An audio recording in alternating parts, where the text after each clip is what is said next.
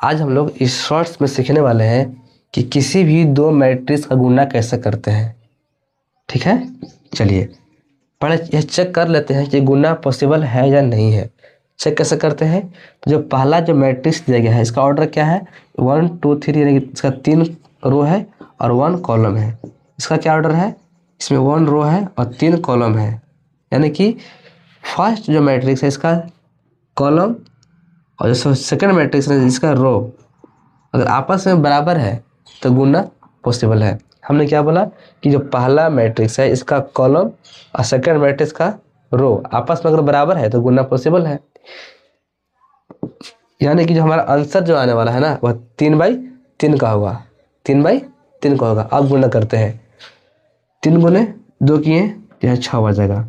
अब इस 3 से दूसरे कॉलम में गुणा करेंगे, 3 बचे -15 आ गया। अब इस 3 से हम थर्ड कॉलम गुणा करेंगे, 3 तिया 9 आ गया। अब इस 2 से पहले कॉलम गुणा करेंगे, 2 दूनी की 4। अब इस 2 से सेकंड कॉलम गुणा करेंगे, 2 बचे -10।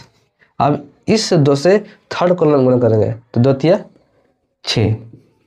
अब इस 4 से पहले कॉलम गुणा करेंगे, 4 दूनी की 8।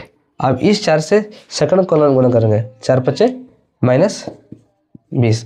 अब इस 4 से थर्ड कॉलम गुणा करेंगे तो 4 तिया हमारा आंसर आ गया 12। ठीक है, इतना हमारा आंसर आ गया।